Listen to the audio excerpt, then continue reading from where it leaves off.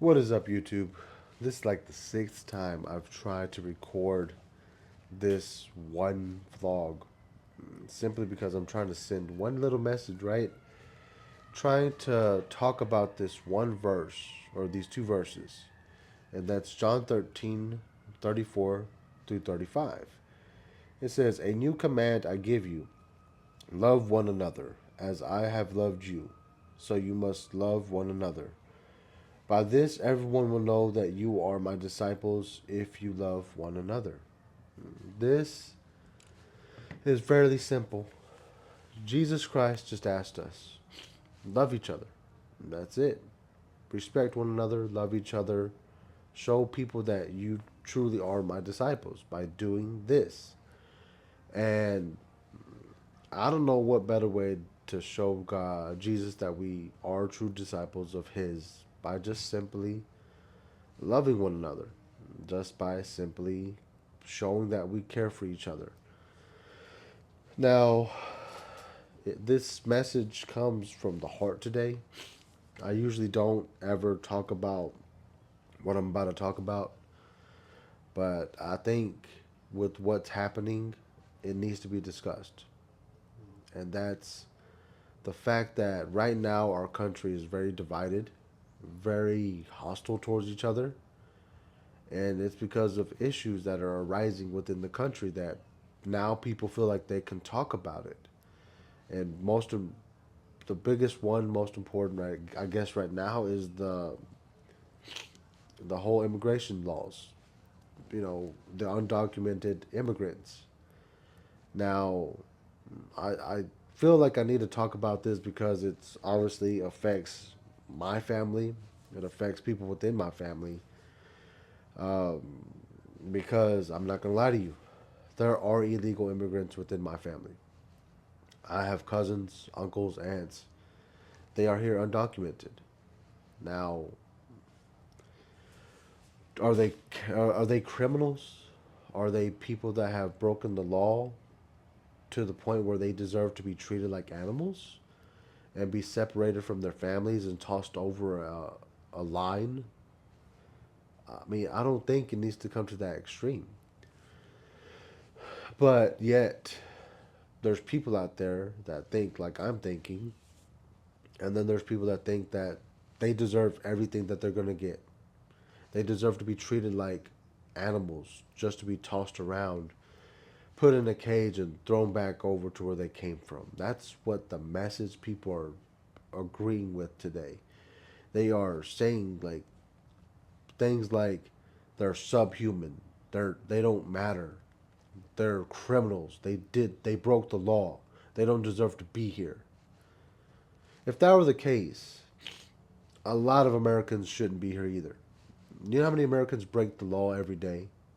You know how many Americans do crazy things every day? We've seen this. We've lived through this. Years ago, when Biden took office, what happened? People stormed the Capitol. They stormed Washington. They went in there, broke stuff, took stuff, because Trump didn't win the elections or whatever. And those people were considered heroes because of what? They broke the law and they did what they did. They broke the law, but y'all considered them heroes. But someone who just crossed a line to come here to make a better life is just as a criminal as they are. They're not considered heroes because they came here to provide a better life for their families. Um, I can tell you this right now. My cousins, uncle, uncle, aunts, father, grandparents, they are the most upstanding people you'll ever meet. They don't break the laws. In fact, I don't think any of them have ever gotten really a speeding ticket. I don't think any of them have ever done anything to be deserved to be called a criminal. Me personally, I think I've broken more laws than they have. And that's me being real. Like I've told y'all before, I broke the law before. I have committed felonies before. I fortunately got all that fixed to where I don't have to worry about my record affecting me in the future. But do I deserve not to be here because I broke the law? I don't know. Do you deserve to be here even though you've broken the law? I mean, there's people out here that, are Christian or serve God and this and that, and they're agreeing with what that side is saying about the immigration. Like they deserve to be tossed over. They don't deserve to be here.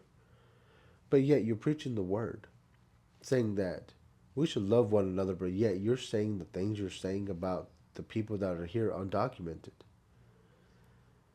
Me personally, like I said, if you're here to make a better life, then go for it, right?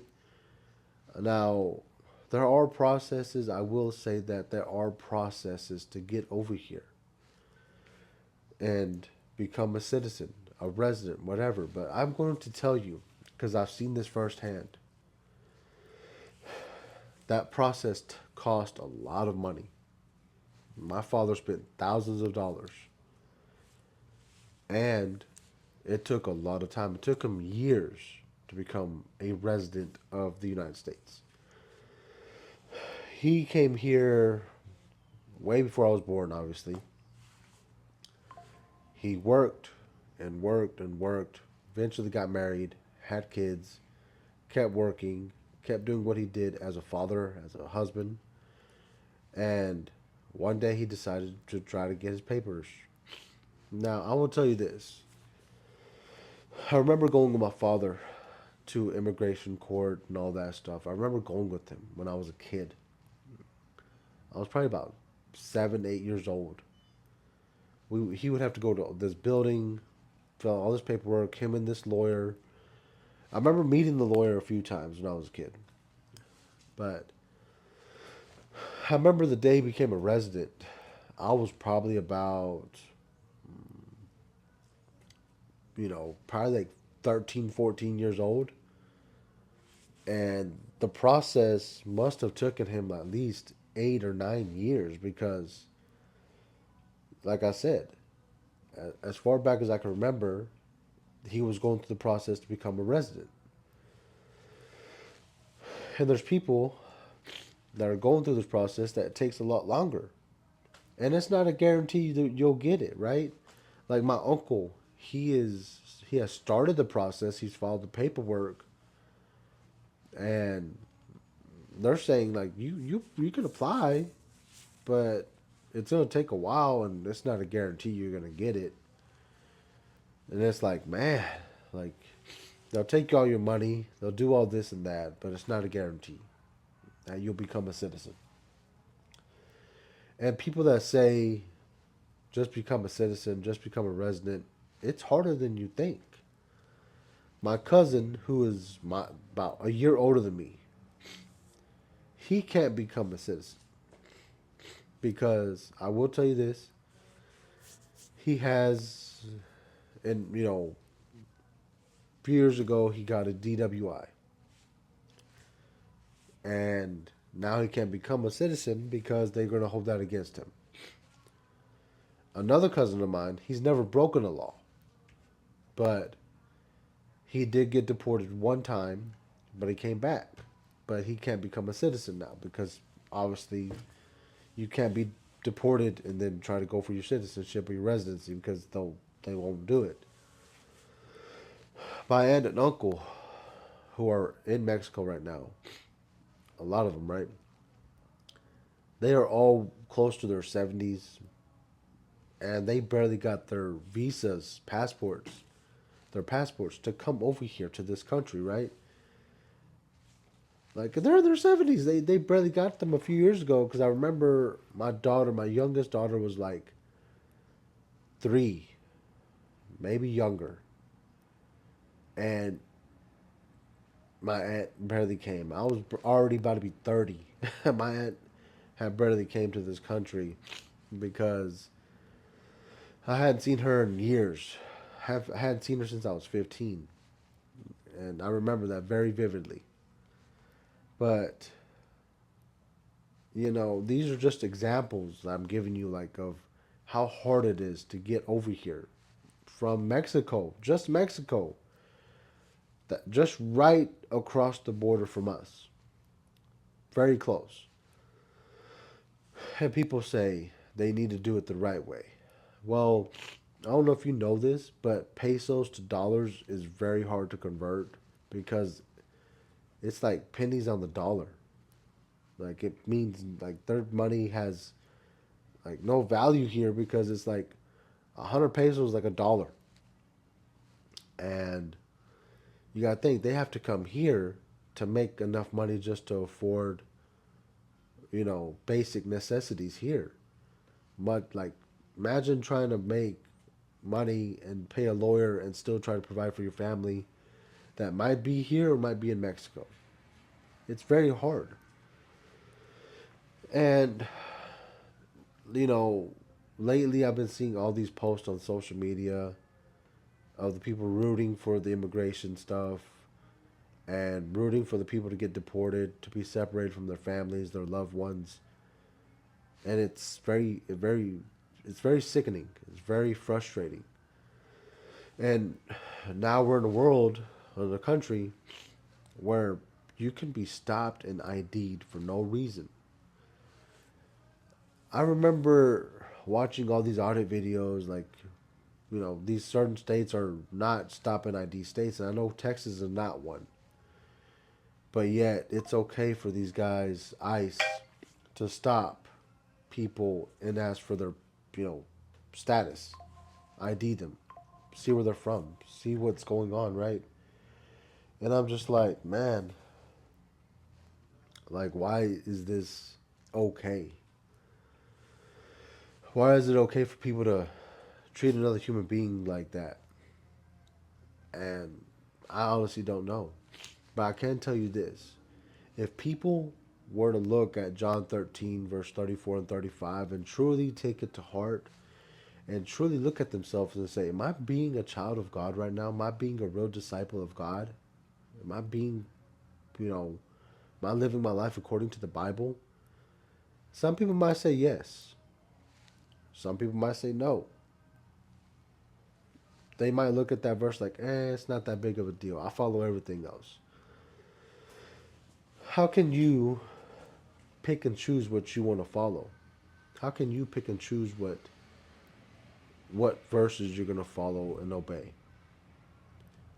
Like, you can't do that. You got to go by everything, right? Like, loving one another is not hard. We show love for one another a lot. I remember when 9/11 happened, and that was the most united I've ever seen people in history. Because I was like in sixth grade, I knew what was happening. I knew the country was under attack. I knew something bad was happening, and like days, months, weeks after that incident, people were just hugging each other on the street, showing love one for one another. People from all over the country were going to New York to help. And years later, we have never been more divided than ever. Like, I've never seen a country so divided in my life. And I've lived through the Clinton administration, Bush administration, Obama administration, Biden, Trump, whatever, right? And probably one more before that, but that's what I can remember so far, right? But now, through all those presidencies and all that, I've never seen us be more divided because of one guy making it seem like he's doing us a favor. To be honest, no one's thinking of the repercussions that this has on these immigrants' lives.